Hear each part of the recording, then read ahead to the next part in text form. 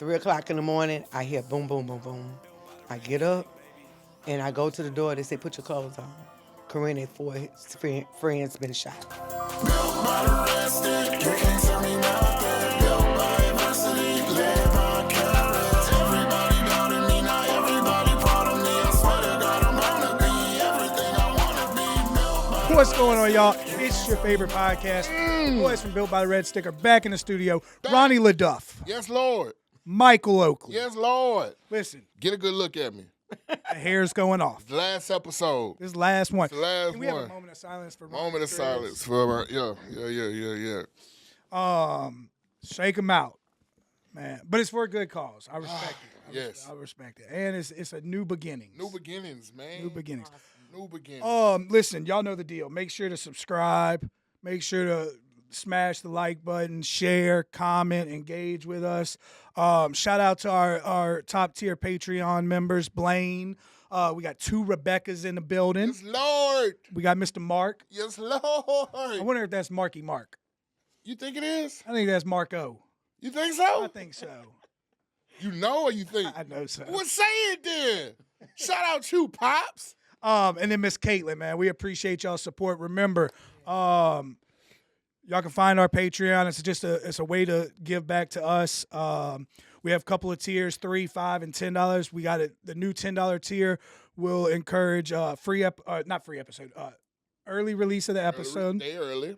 You get a shout out. Yep. We'll list you in the credits at the end of the episode. Yes. And newly discovered, you will receive a free Built by the Red Stick shirt. Yes, Lord. Because the t-shirts going out like hotcakes. So wait. $10. $10. They get the episode a day early. Day early. So they see it before me. See it. You know how like people get special releases to the release of movies? Yeah. They're the ones being the critics. The critics. Yeah. You can So you get that, and then you get your name said shout out. by you. By us. By you, but you know what I mean? Yeah. And they get their name on the thing. On the credits. And they get a t-shirt. And a t-shirt. I'm going to get me one. You're getting you one. I'm going to do the $10. We're going to do 20 then. Yeah, I gotta 20. Get that. 20, twin. Got to have that. And look, man, it's like I said, you don't have to do it. We really appreciate it, but we just appreciate all the support, all the love. Bro, for real. Y'all give us the ability to highlight these beautiful people's stories that we get to talk about. Absolutely. And we've got a good one today. A great one. We've got a good one. So yeah,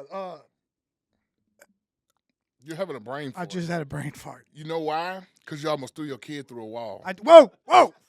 You didn't do it. But we're on all the social medias. Y'all make sure to follow us. Ronnie, Talk to me. you ready? I think so. Did we speak to the sponsor yet? We haven't spoke to the sponsor yet. What are you doing? You got so caught up with the Patreon, you ain't doing your job, sir. I don't know if we have the sponsors yet. You know why? Because people ain't been rocking with us. They ain't been rocking with us. We got sponsor space. Yeah, we got sponsor. We got sponsor space. We've reached this is just some housekeeping stuff. If you know any businesses, small business, big business, we've got a new sponsorship media kit that we've got. Our manager has it. If you send us an email, our beautiful manager, she is great. She is if Ronnie didn't marry her, somebody would have scooped her up. Yep. So you got I lucky. still would have been hitting that though. Ronnie LeDuff. Oh my bad, I'm sorry. I get carried away. When you talk about wifey, my bad, bro. I'm excited. On a serious note, if you or somebody you know is interested in sponsoring the show, man, please reach out to our email, builtbytheredstick@gmail.com. We would be glad to send you all the info, the pricing structure. We've got multiple tiers, multiple ways to support the show. But I don't want to drag this out anymore because I want to make sure we get all the information that this young lady has to give us. Absolutely. I had to sit up for this one. It's powerful. It's powerful. Super powerful. So, ladies and gentlemen, boys and girls, without any more lanyap of information, of us just babbling on. And as I say, we're not going to babble on anymore. I keep babbling on to hype up Ronnie because that's what we do. We have the best hype man, not in the state, not in the country, in the whole world. If you think you got a better hype man than us, come on the show and we'll have a hype off. Yeah. But until then, Yeah. the best hype man on both sides of the Mississippi River, the one, the only, bitches Ronnie at? LeDuff. I'm bringing real bitches back. Ladies and gentlemen, boys and girls, and my Oaktown lovers. That's right, I said it. All the way from Glen Oaks, USA. Glen Oaks. We got, so look, I met this lady. She was the director at the daycare my daughter went to. Sarai? Lil Sarai, my baby Sarai. And when I tell you, when we instantly connected, it has been nothing but ordained by God since. Yes. When I tell you this lady is in the community, when I tell you this lady is a real fighter, when I tell you this lady come from the streets, she ain't in the streets. Don't let it fool you now. Don't let who you see fool you. She'll tell you she Oaktown through and through. Right? But she repping it for the right reasons Absolutely. now. I mean, you talking about a woman who had somebody taken from her, right? Yeah. Taken from her in a very tragic way.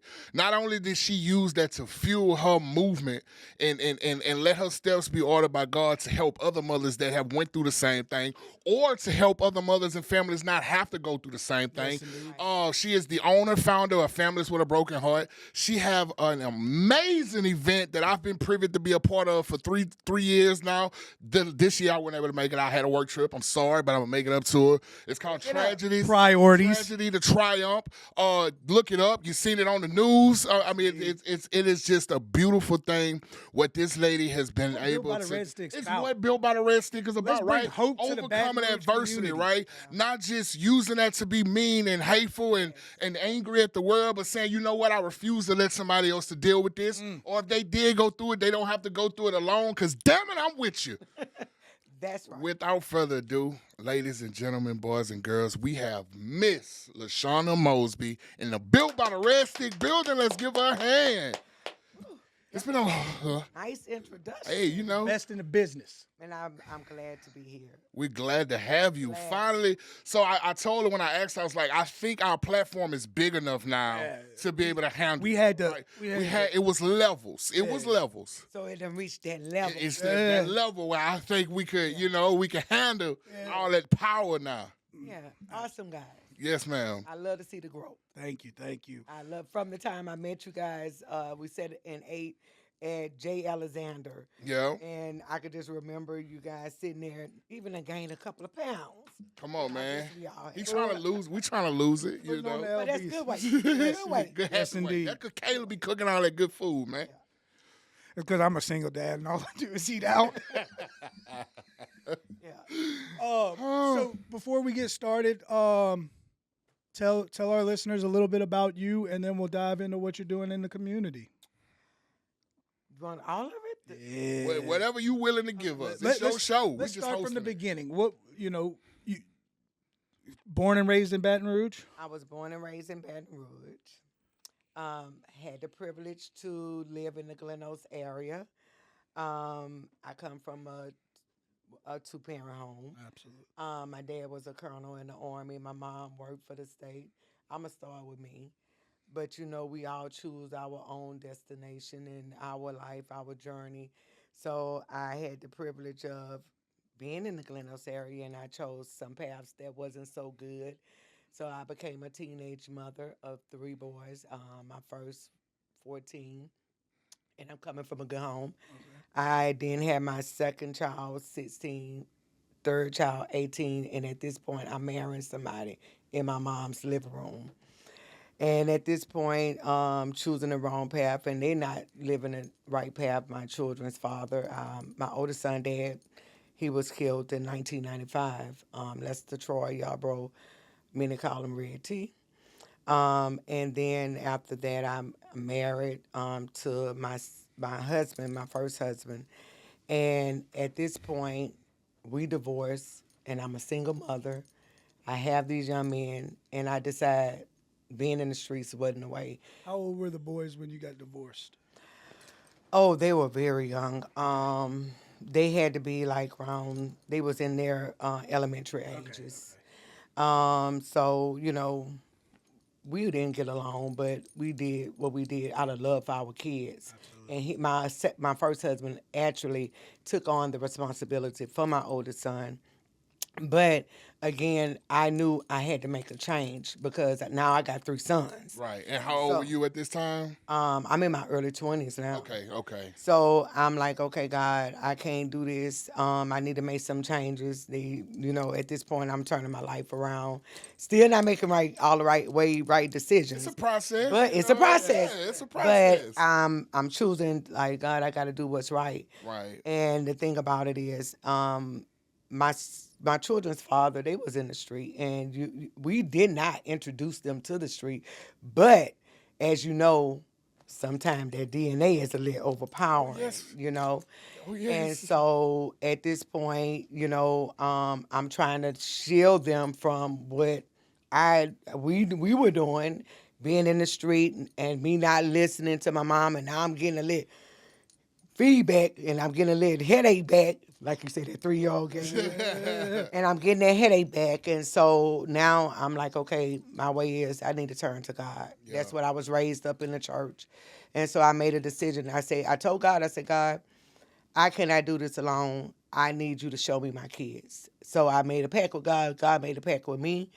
And I prayed, and I promise you, every time my kids got in trouble, God showed it to me. And so now I've been married 3 times. I'm married to now my husband, LaShona Mosby. We are both in the church. Marriage is work. You always have to keep, but I say we are more stable. But I'm going to go back to my sons. At this point now, I'm raising these boys. I'm with my second husband. Now they want to hit the streets. And like, okay, God, I'm trying to teach them the right way. I'm chasing behind them. And my oldest, we got this neighborhood beef. I don't even know if they really want to call this a gang activity now.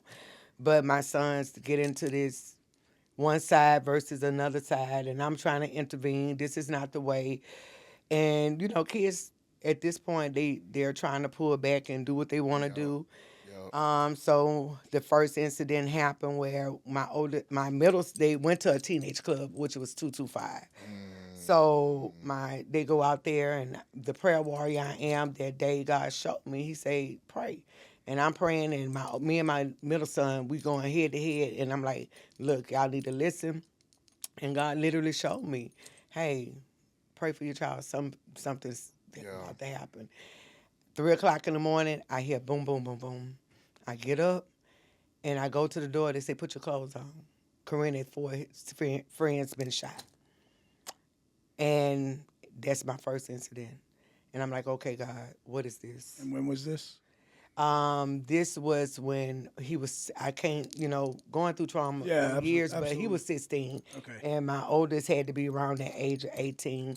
My youngest was, he had to be like around 14, I want to say. So Corinthian is the second. The second one, the middle one. Chris is the oldest. Chris is the oldest. Okay. And they both were shot? At this time, it was just Corinthian. Just Corinthian, okay. And it was 5 guys in the car.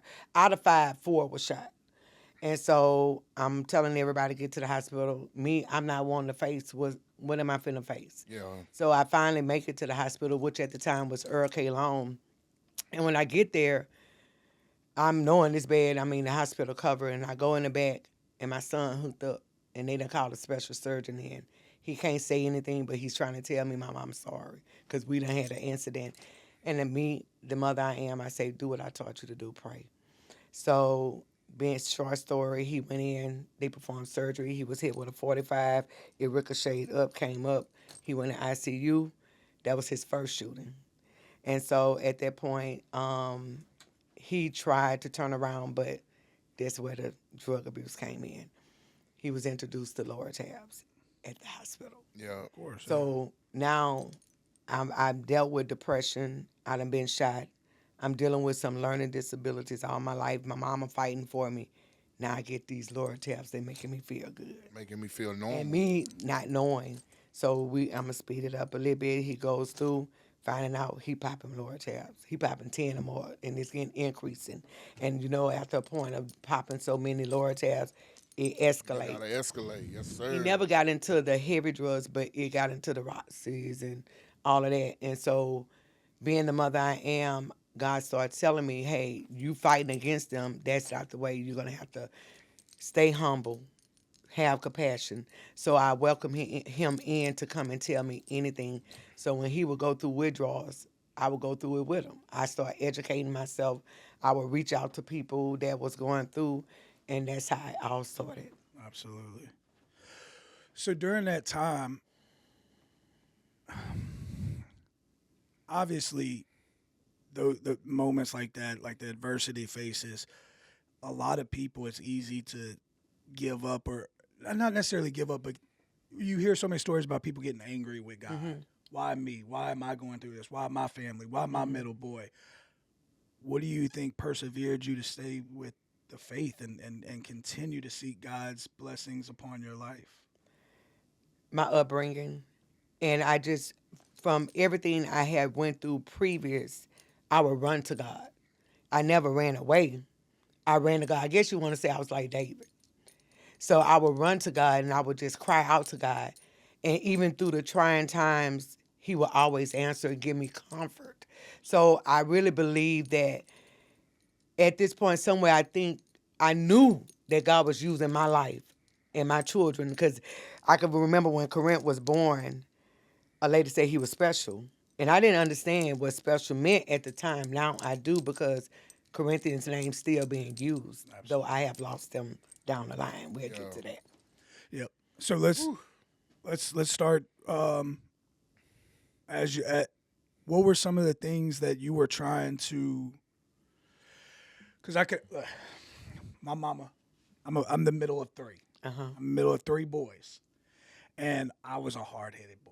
Mm-hmm. I mean, similar to you, and me and Ronnie talk about it all the time. Like, I grew up in a 2-parent household, going to church.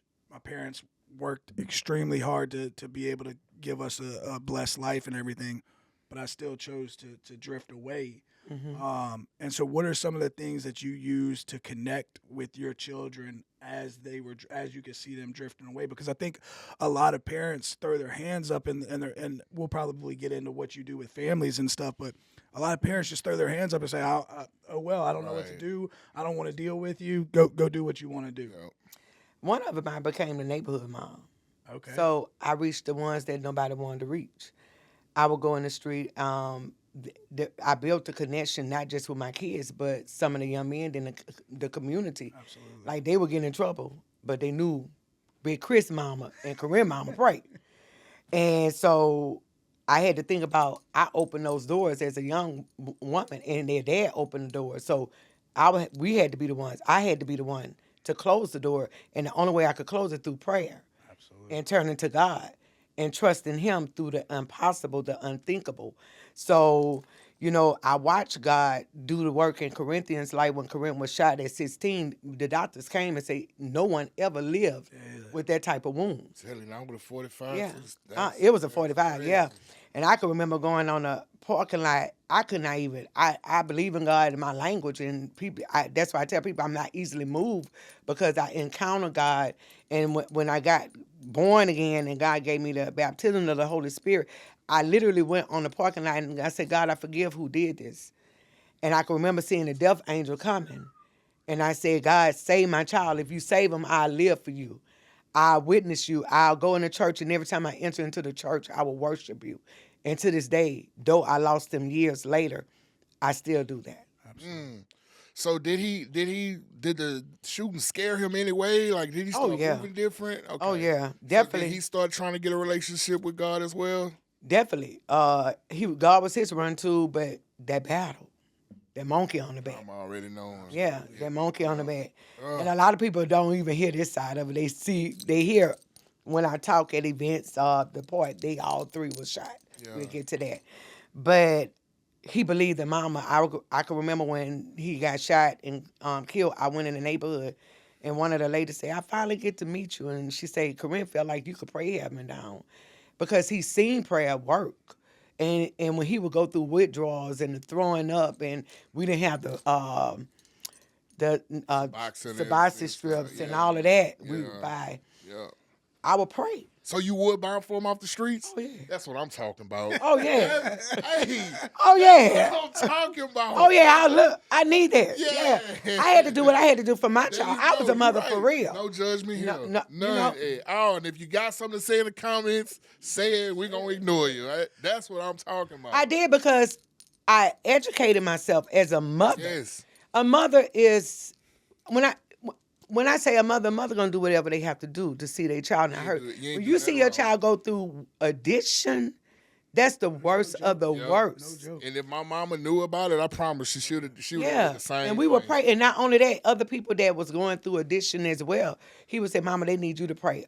They would come get me to go in the house with them to pray for others. Oh man, nothing like a praying mama. Yeah. Yeah, keep you alive. Yeah. Yes, indeed. So when so many people run from the underserved, the people in the streets, the danger, you run to it. Always have. It Why? was strange. My mama didn't understand it. I think I came here cold. Yeah. I understand now. I used to feel like I had a mark on me. I was like, God, what is this? I feel like I have a mark. Why am I going through this? And now where I'm at, to let somebody else know what I represent, tragedy to triumph. Absolutely. You may face tragedy, but you can't have triumph. 100%. So let's fast forward and let's get to kind of where the tragedy, the triumph movement, the families of broken hearts, like how was that born? Whew, the unthinkable. I'm having these dreams, and I'm literally dreaming I'm seeing 2 of my kids killed. Like, what is this, God? I'm waking up every night praying. And I'm literally, where I'm living, I got a neighbor. We had staying in this townhouse, and she said, you didn't know you would pray me to sleep, because I had lost my mom. And I would wake up at the same time. And at this point, Corinne in the house on a 2-week withdrawal. And I'm doing childcare, and I'm praying with him, and I instantly took sick because the enemy had to knock me down. I'm getting sick, and Corinne's helping me. He's in the house, and he going through, but March 27th, I'm going to go there. I wake up, and I can't get right. I'm like, God, what is this? Why I can't get right? I'm praying. But I'm also warning them because I'm like, something ain't right. And I'm literally, I have to be real. I seen Corinne go up the stairs one night, and I seen this black, dark spirit, and I promise you, I knew it was death. I'm still praying, but me and Corinne get up, and I'm going through the house praying. Situation happened with his children's mom, and she get locked up, pregnant. Then another situation with his only son. And I come home, I'm praying, and I'm laying hands on Corinthian. We watch T.D. Jakes. T.D. Jakes talking about a lion in a cage, and the cage door open, and the lion don't know. We watch this. And I look at Corinne and say, don't lose your fight. Trust God. I get on the phone, call my oldest son, and I tell him, everybody ain't your friend. A snake may shed skin and may change colors, but it's still a snake at the end of the day. And he go, oh, Mama, I got it. And I'm like, I get off the phone and I say, if I have to go to the funeral home, who gonna go there? It's gonna be me sitting there. Fast forward that day, we have Corinthian's daughter. He getting ready to take her out. Him and my youngest son getting ready to leave. And he didn't really want to go, but it's like Corinne just started moping, like, I'm gonna go ahead and go. They going to Glen Oaks in the jungle. This part they call the jungle. Yeah. And they go over there. But no, I'm gonna back up. Corinne turns back, and I said, "Don't take her." I say, "Leave her with me." And he turned back and go, "Really?" And the way he turned back and say, "Really," it's like slow motion. I was taking pictures. So they leave, and my husband come home. We in routine. We ain't got no small kids. We going to get something to eat. Not doing much cooking. We in Central. His daughter get to crying, and I'm holding her, and I'm looking at my phone, and I see all 3 of your sons just been shot. And I scream. My body did something it never did before. And my husband like, what's wrong? And I said, and I'm going, this can't be real. But now I'm getting these phone calls. And I'm like, y'all don't call me no more. Shut the calls down. Let me get there. So I stopped and got his aunt and his cousin, their cousin, and I head toward Glen Oaks. And we get toward Glen Oaks, and I'm on Greenwell. And from there, I could see so many people. And when I get a little farther, I see yellow tape. And my husband like, don't jump out this car. He just should have said, jump out the car. And I jumps out the car. And at this point, I'm about to be ordained the next month. As I already was a minister, my pastor had talked to me about being an elder. He said, I want to ordain you. And I'm like, okay. I kind of was resistant. But he was like, I know what you're looking at, but go forth. But how you know, people don't understand everything comes with a cost sometimes. And we don't know what the cost is going to be. And that was a test for me. So I'm running, and I could hear somebody go, uh-oh, there go the mama, because I'm still representing that old time, you know? And so I'm getting over there, and at this point, yellow tape everywhere, and I'm looking, and the first thing I go, who shot my children? Who? And then you could hear a pin drop out there. And I think what stopped me, I heard somebody say one of her kids was shot in the head. And I turned back and I say, one of my kids was shot in the head. And I can remember hitting the ground. And I got up. And when I got up, God said, remember who you are in me. So at that point, I told God, I said, God, I vow to snatch somebody else's child back. Yeah. And so down the line, families with a broken heart. That's how it was birthed. In memory of Corinthian. Yeah. And so, in that moment, because all three of them were shot. Mm-hmm. So, how, as a mother, can you grieve one of them passing away, and the other one's fighting for their life? The crazy part was I don't mean to make light of it. That's honestly what I found out. They didn't know where they was gonna take them. They put all of them in the same ambulance. Oh my God! At this point, my oldest son, he shared with me, he watching them work on Corinthian. He shot in the buttocks. Carton shot in the leg area, but they two different type of bullets that he hit with. And so I'm gonna say this.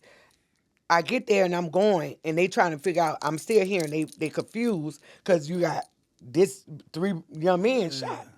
So they said Baton Rouge General, and I'm on my way, and it looked like my husband was driving so slow. Oh my God. I want to take the fluid, just hit. And I can remember looking up and the sun got so bright. And God said, I got you and you're stronger than what you think. So I get to the hospital and I'm telling you, it was so crowded that they couldn't even take other people. They had to shut everything down. All the waiting rooms, all the parking lots. I mean, people were just coming I grew up with.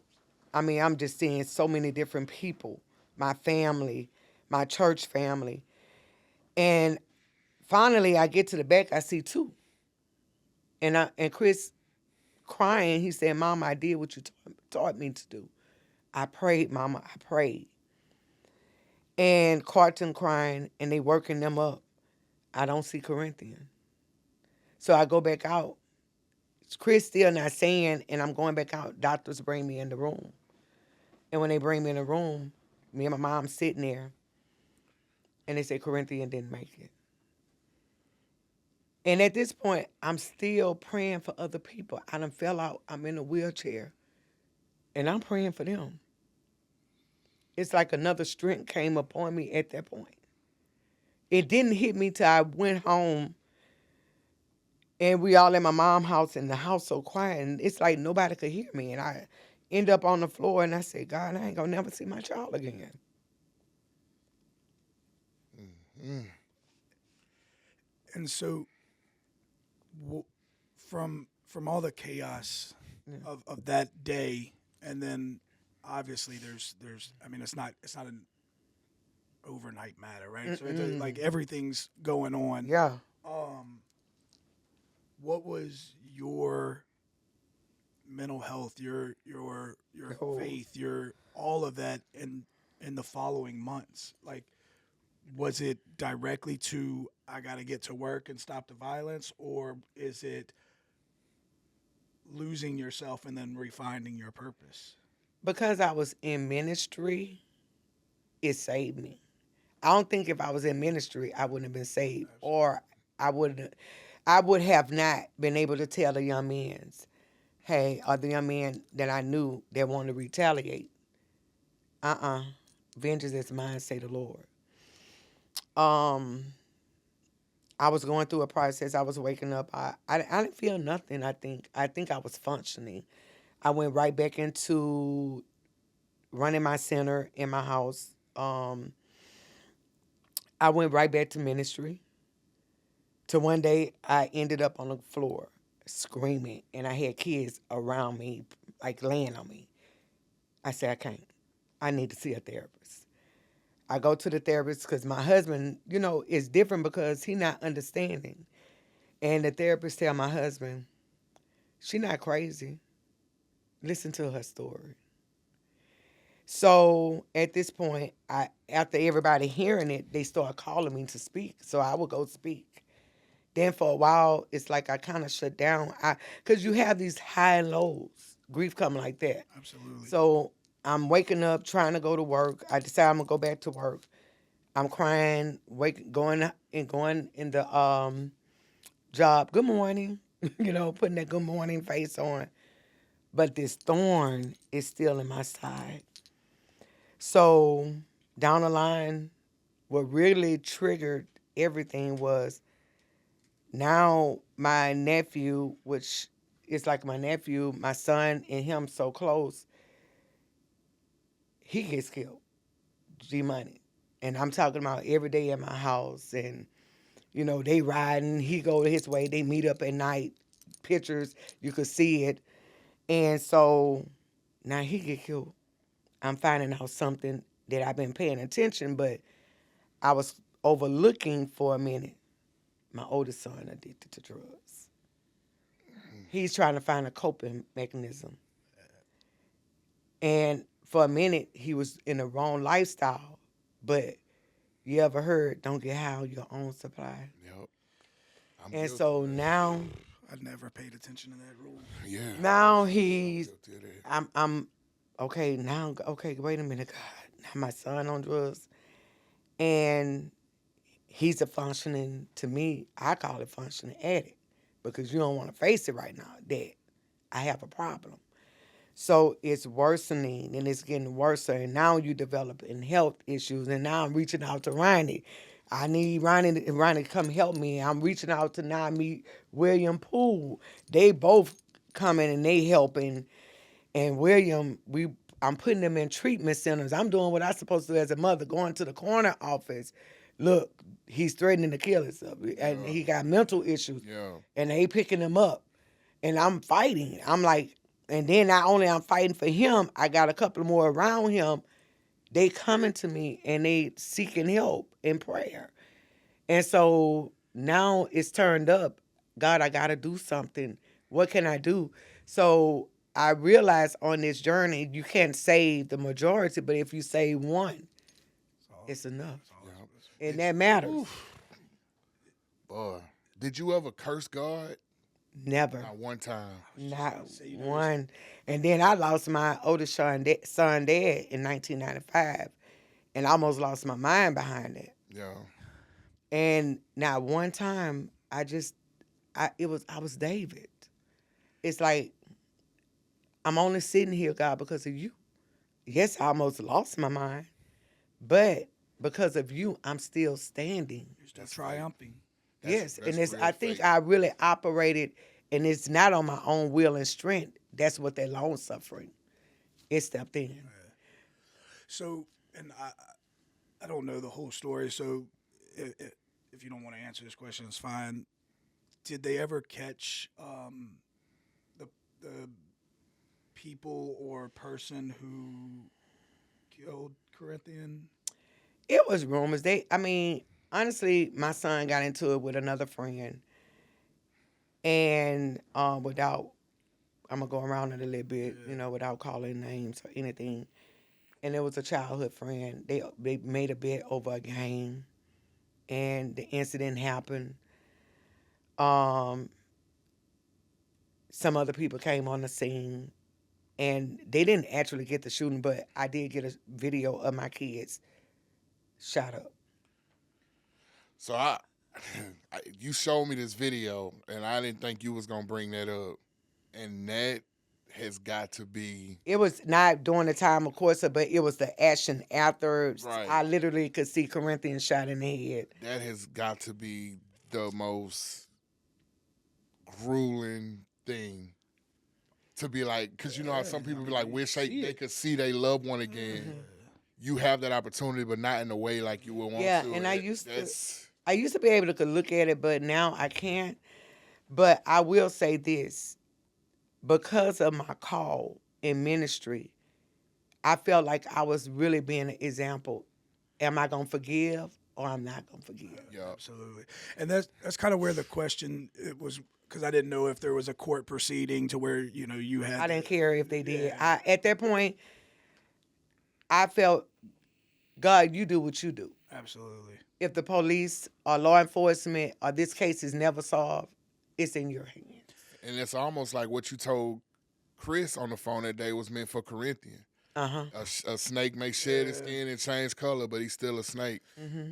So, not to, you know, overjump all of that, but I want to make sure that we get to highlight the powerful things that you are doing now. Mm-hmm. Because there's probably countless stories of people who have experienced similar or, you know, other things that crawl up and not physically die, but they just shut down as a human. Mm-hmm. So let's talk about tragedy to triumph. Let's talk about families with a broken heart. So you form families with a broken heart. And what was your mission behind that? To do what I do. Encourage families, mothers, don't give up on your kids. Get in the fight. I think what we are seeing in our community, so many families are tired. Parents are tired. You know, it's a journey when you're dealing with violence and drug addiction. So my mission is to encourage families to pray and stand. It worked for Ronnie. It worked for you. Yep. And it's still working for me. Absolutely. Lord knows I have and my kids.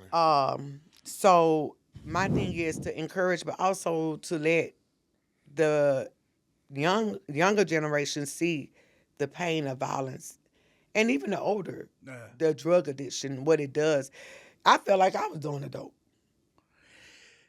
And it's such a connecting cycle because, I mean, just in your case, right? So the violence lends itself to a coping mechanism of addiction. Mm-hmm. The addiction lends itself back to violence, and it just keeps fueling each other until and so there's being aware of the results and being aware of the broken families. And like you said, I don't know if it'll ever stop everybody or save everybody, but if one parent doesn't have to lose a child, or if one child gets to, you know, follow a different path because of a movement in Corinthian's name, I think that makes his life worth it. Yeah, I would say this, me being able to get people in my inbox or mothers, sometimes I have been crying and I get a DM or a call, wipe my tears, and I encourage them. And I think that's where our healing process, we forget that when you're helping somebody else, that's where your help come from. Yep. And so if I could just, again, like encourage a young man to say, hey, it's not over. A lot of times I use Ronnie. I use his videos. Absolutely. Him who win a soul is wise. So if they see Ronnie foaming from the mouth, the condition, it was like, and this what he look like now? That's tragedy to triumph. Yeah, absolutely. And so that's the good part about it. 100%. And I encourage anybody watching this right now, it's gonna be next year. I know we early now. if you can make it to the tragedy, the triumph event, it is powerful. Yeah. I've seen so many people in there who lives you touched, and they just giving you The so feedback. much. Yeah, it is a beautiful thing. And again, I'm so mad. Like I text you throughout the event. I'm so mad I can't be there right now. Oh but my I God, look it was forward so. to that Every event year it gets bigger and bigger. Yes. And like Mike said, like most people would just crawl up and die. I don't know if funny story, and it's not funny. It's not funny. I'm just saying, like my son went kayaking one day on False River. I told you the story, Yeah. and they lost him for 2 hours.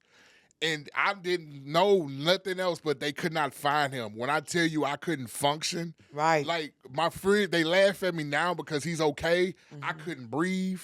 I couldn't talk.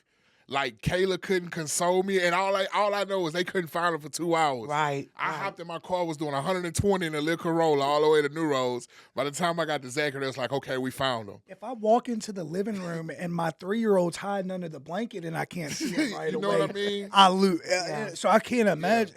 Tearing up.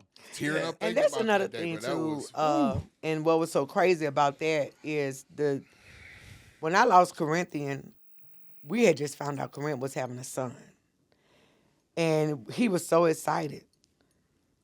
And the crazy part, Corinth was killed March 27. He had a friend that left our house, was killed like the very next day. These families connected. My birthday was April the 1st. My anniversary was April the 2nd. I buried Corinth on April the 2nd. His daughter's birthday was April the 3rd. My husband's birthday was April the 5th. His son born 3 days after I buried him. Yeah. And he never met his son. Do you get to have a relationship with his son? Yes. When he was first born, it was so challenging. I can't imagine. Because I'm like, God, how is this so? His only son?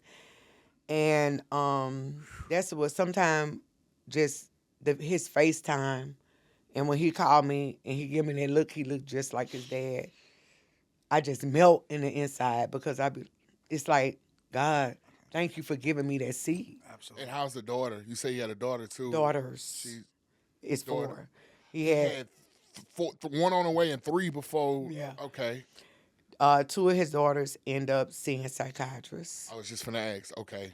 How old were they at the time when that happened? Oh, they were all very small. His oldest daughter was 6. Okay. Oh. Then he had one that was about to be a year, and low, I think was in between 3, 4. So About 3 or 4. So the 6 and 4-year-old at the time, those are the ones that needed. Yeah, because they was there as girls. Yeah. So he did have. And his oldest just graduated this year, going to nursing school. What's her? Well, if you don't mind, what's her name? Anaya. Shout out Anaya. Congrats. Yeah. And she's very passionate about helping others. I was just about to ask, what's her goals? Nursing and helping others. Even feeding the homeless. And she gonna be the best damn one. Excuse my language, mama. I know y'all watching this right now, but. So to kind of, get to what Built by the Red Stick was founded on, me and Ronnie talk about this, is like we were both born and raised in Baton Rouge, and from the outside, a lot of times Baton Rouge shows up on these negative lists. But we've always talked about the fact that there's so much hope and there's so much joy and there's so much camaraderie in this community. Yep. What do you think, and I know your movements are a way to do it, and Built by the Red Sticker is a way to do it, but what do you think is a process that we can do to continue to highlight the hope that our great city brings instead of all the tragedy? That's a great question, Mike. This right here. This is hope. Showing your story, never get tired of telling your story. I mean, look at you guys, before and after. I done looked at both of y'all stories. The pictures, I'll be like, God. And continue like tragedy to triumph. Bringing people who have, whatever. I have it on here. Standing, fighting, overcoming. Absolutely. And that's what it's about. Life is, I feel like we all gonna have something we deal with. But if you could encourage someone like with me, yes, I had a lot of tragedies, but I still love God. I still trust God. I still believe in God. I still believe He's greater than great, and He has so much more. Absolutely. And it may not have been for Corinthian, but for his seeds. Absolutely. His son and his daughter. So how did his brothers? And I know you're finna move a little bit off of this. How did his brothers handle it after that? What was their course of? I know you say Chris developed the habit. What about Carlton? Carlton is. It's almost like Carlton was the oldest, stronger, but he's more firmer. So he battled anger, a lot of anger. Yeah. Didn't want to cry. Yeah. I think it was a couple of times he finally had a couple of breakdowns. Yeah. But his Carlton is now, I see, want to spend more time with the kids because he feel hopeless now because Chris didn't listen to me. And now he's in feds. I was finna break. I was finna segue to that before you wanted to move off of it. You're good. So you currently battling something right now, and you still giving hope and peace.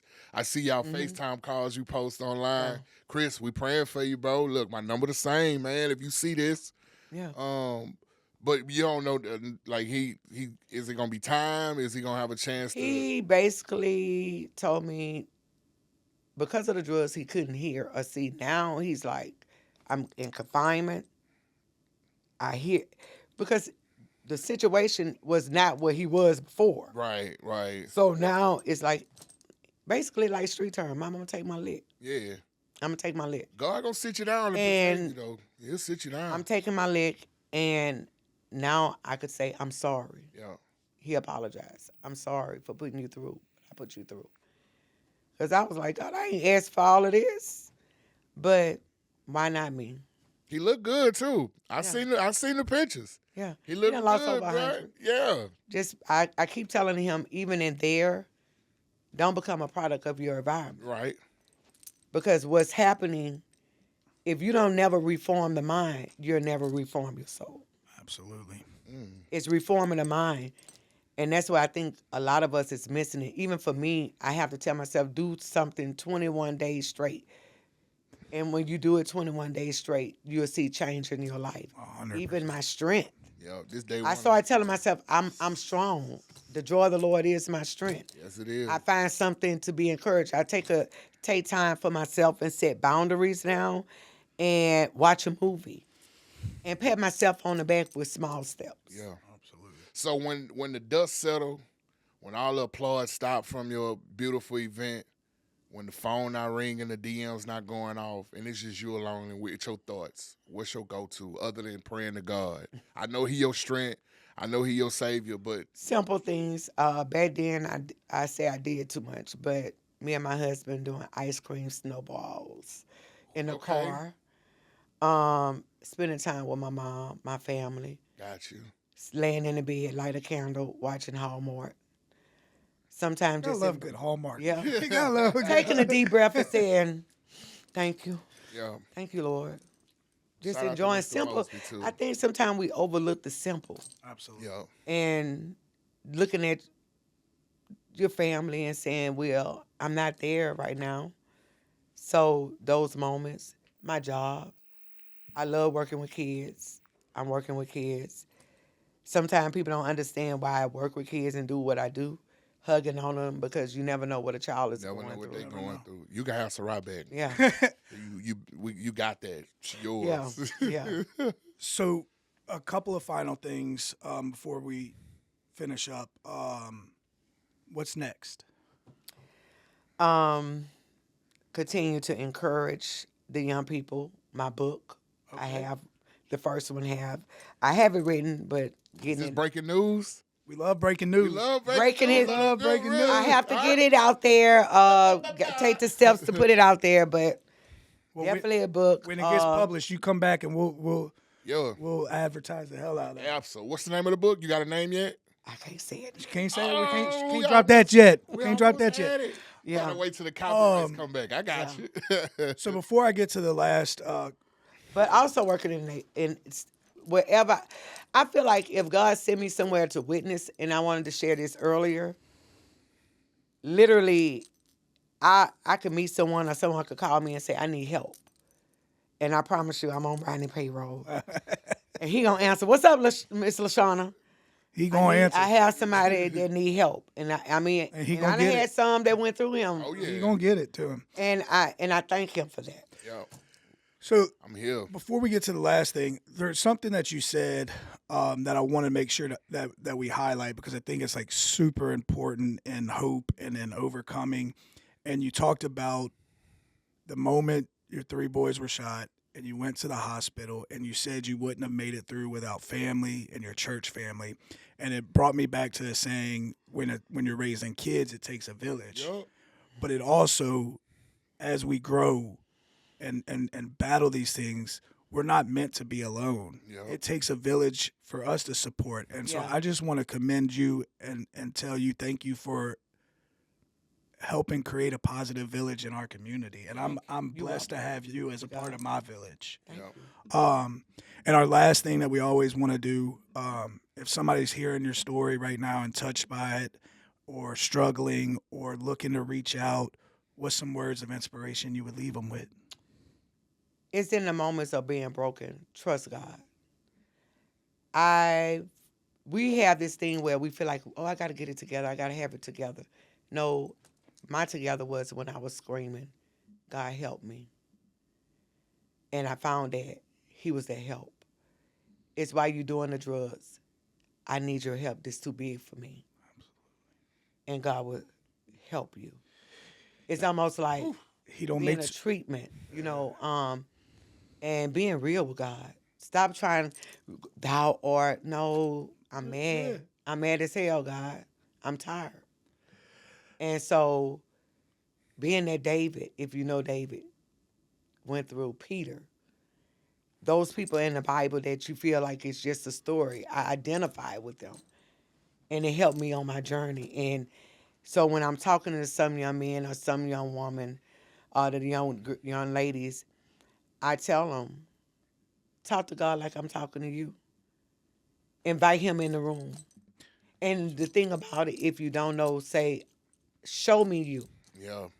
And that's where he showed me. And how did he show me? I didn't have to go on meds. That's not everybody's story. But because I trusted God so, he has been with me on this journey, because it's yet still a journey. 100%. So it's not over till God says it's over. Amen. If you could look at Built by the Red Stick, you all are here because somebody didn't lose hope. So this is a testimony within itself. Absolutely. The why. The chat waiting on the why. I got the why. I got you, bro. I got you. My man. I skipped one. With someone who's been through so much and continues to pour, continues to fill your own vessel so that you can pour, what's your why? My children, if I don't do it, who will? Nobody will pray for my kids like I will. Whitney said it Nobody will stand in the gap like I will. And because of God. And it's like, now that you have kids and you have that love, you can understand that's the why. And it gives you the courage to not look back. But if you look back for a testimony and say, God, you brought me from there to here, and I have to keep going. So even now, I thank God for my memories with Corinthian, and I miss him. But because of Corinthian, I could hear him because he was my pusher. Right before that, he said, some things you don't entertain. And I took that, and he pushed me, Mama, don't worry about this. And I could hear him, because he would come to church with me, and he was that one would come and like, God, I need you to help me. And I remember talking to God, because I told Corinne that day, don't lose your fight. And I was sitting on my bed one day, and God said, he didn't lose, I won. Because when he laid on that ground and you prayed with him that day, I didn't let him become contaminated. Absolutely. He's with me. So that's my why. Whew. Well, I appreciate it. Who cutting onions? Austin, you got onions? Ronnie, on onions up, man. Ronnie. Huh? Before we get to your least favorite time of the episode, I want to highlight a very good saying that's in that book that me and you study a lot.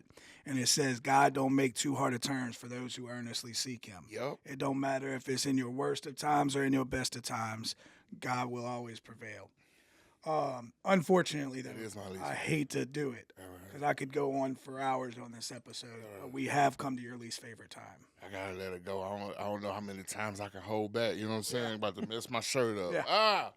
Miss Shawn, for those that know her, it's LaShona Mosby, but if you know her, Shawn. Miss Shawn, thank you so much. You're welcome. From the bottom of our heart and the Built by the Red Stick family for coming and sharing that powerful, intimate testimony. That is probably the most selfless, most self-aware, and the most in tune with your spiritual belief testimony we've had on this episode.